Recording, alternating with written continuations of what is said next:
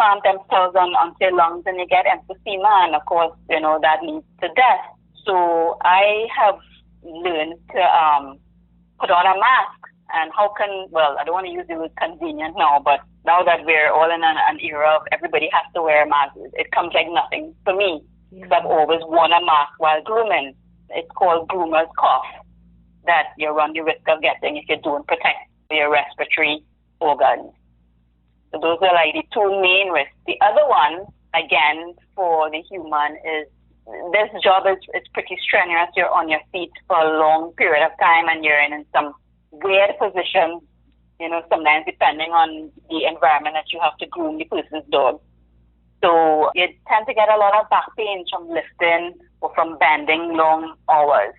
So you have to constantly be getting massages, at least once a month or ever so often to kind of like realign your body, because it does go out of whack and, you run the risk of having back pain. Yeah, so been there, done that. Well, that's the other thing that came to mind in terms of the tools, the implements that you have to use. It may be a little frightening to some dogs who are not accustomed to having sharp tools near to them, that kind of thing. Yes. So again, this is why it's good to get them accustomed to grooming from an early age.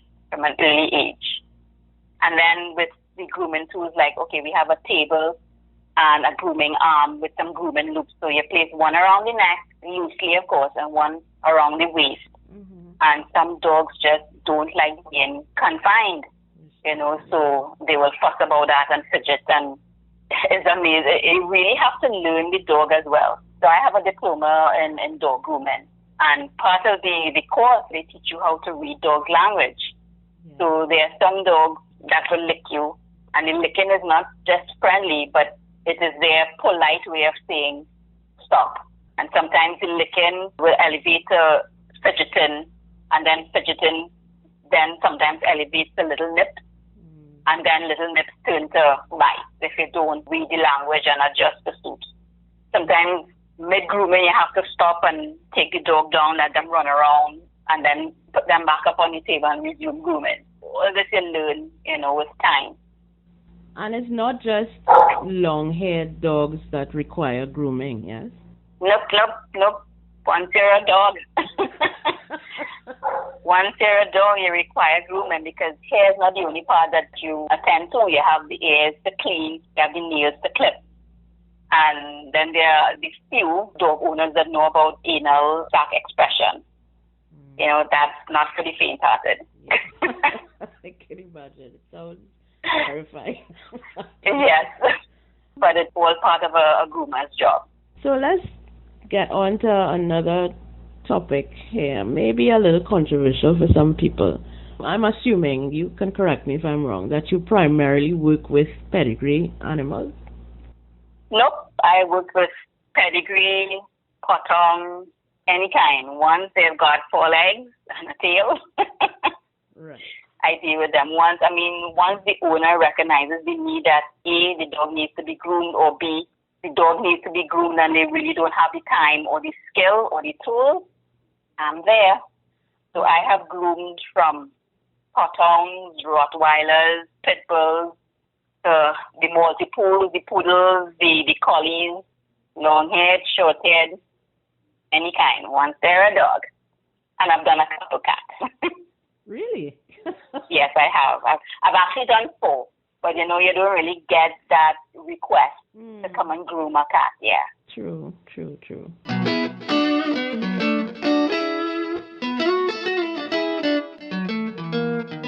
But in terms of the pedigree versus potong discussion that I've had on this podcast before with other guests, and the culture that we have in Trinidad and Tobago about pedigree, dogs especially, cats as well, but dogs more especially, that they are sort of a status symbol. Do you have a position or a view on that?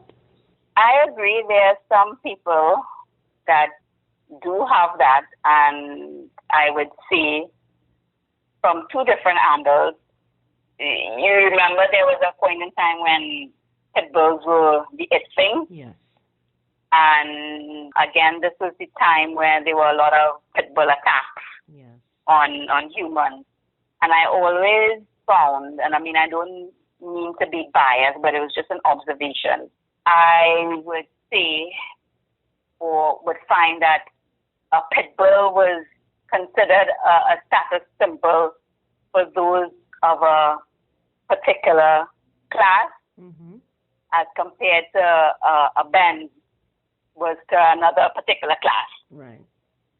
If I don't really want to say it, because it is a bit controversial. Some people might say, I'm being biased or want to stir confusion, but you would tend to find people of a particular circle that had these pit bulls, and it meant power and success to them, as how a Benz would have meant, power and status to another group of people. Yeah. That's one. Two, now that the pits and that has sort of phased out, they're the new breeds, particularly Huskies, that have now taken over that status symbol. So you tend to find, because the Huskies are so pretty, and I think it's because of the eyes, that people think, the more exotic the dog is, I have dollars. But I have a serious problem with some of these beliefs that some of these people have, because some of these dogs, in my belief, are not conducive to this climate. And then, it gets me when you have these dogs and then A, you don't know how to groom it, and B, the first thing you want to do when you realize that the dog suffers from heat exhaustion, you want me to come and cut the hair. Why have a dog, a pretty looking dog, and then you want to cut the hair? That makes no sense, right? Now, there's some hair types that can be clipped and were designed to be clipped, particularly those single-coated dogs. But then there are the double-coated dogs, and they double-coated for a particular reason. And it may do some damage if you shave those double-coated dogs. Sometimes the hair doesn't grow back properly, things like that, and it kind of spoils the appearance of the dog.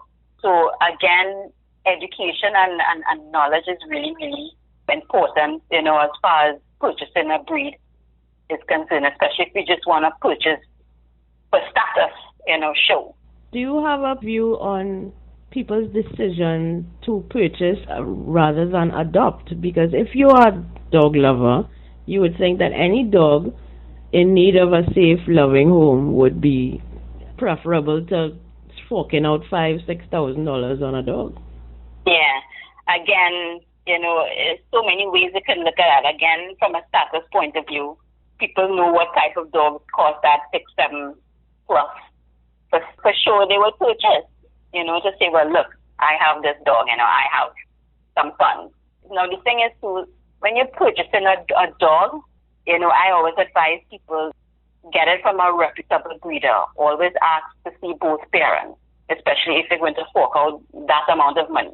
And then you can ask questions about the parents. You can find out the temperament of the dogs, where they came from, especially if they're from championship lineage. And then you can kind of have an idea of how your dog will turn out temperament-wise or looks.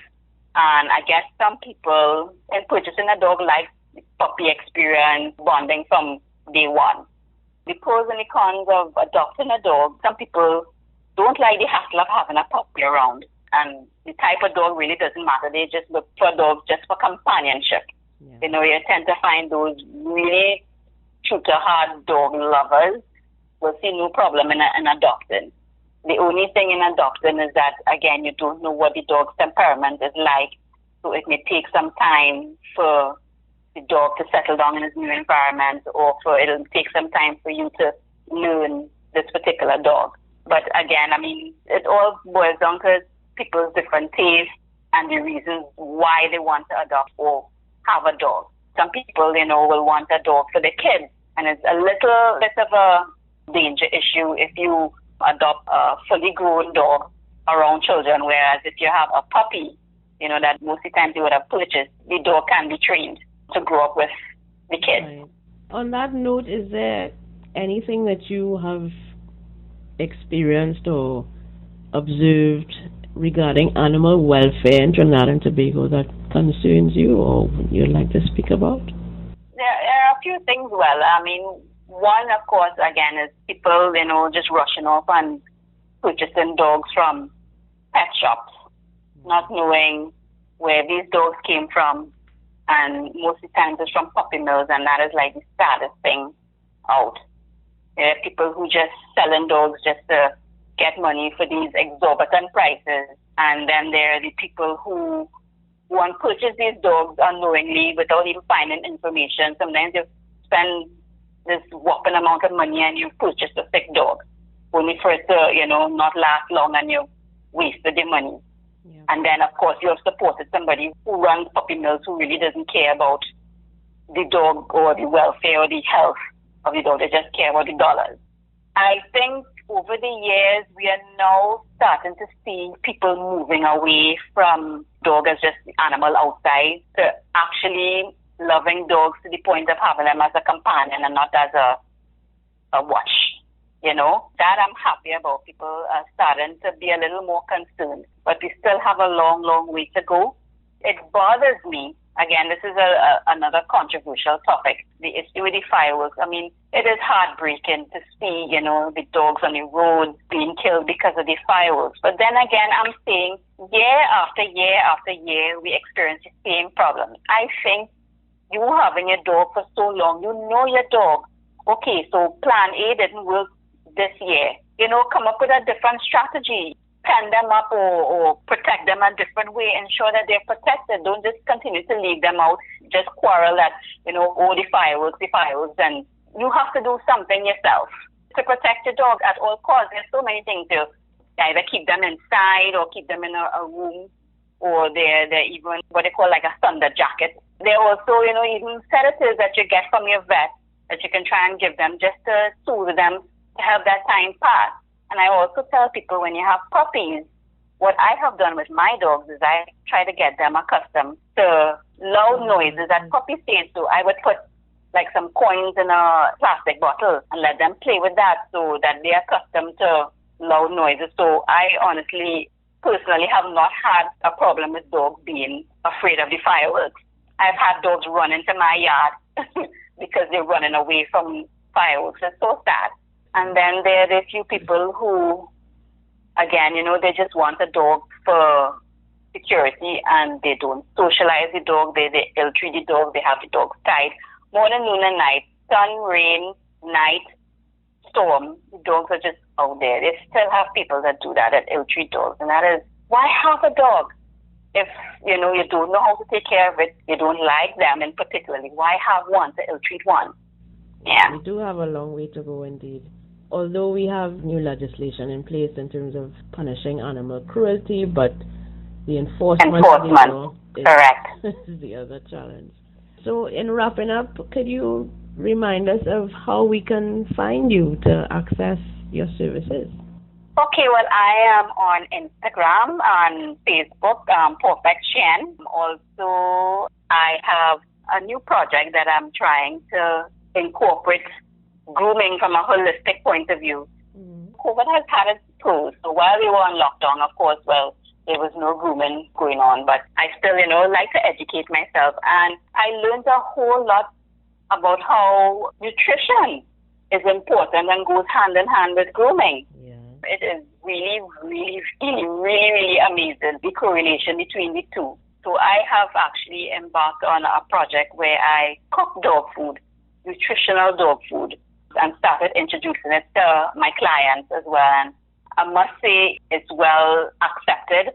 I got one of the formulas tested at Kariri, and it's almost on par with the food in the tin. Right. And I try to tell people, from the point of view of, where your food coming from, because it's simple food that we all eat. And there is no additional preservative. Mm-hmm. So again, that will comfort or maintain the nutritional aspect of the food, and it will reflect on your dog inwardly and outwardly, and will assist with maintaining a healthy dog from a grooming point of view. I would like to leave this with people, when you're purchasing a dog, because people ask me, okay, what is the one most important tool that one should get when acquiring a dog? And I always say the simplest thing is a comb. And people will always gravitate towards the brushes. But the brushes just simply pass over the top of the dog, and they don't go straight down to the scalp to comb. And that is where,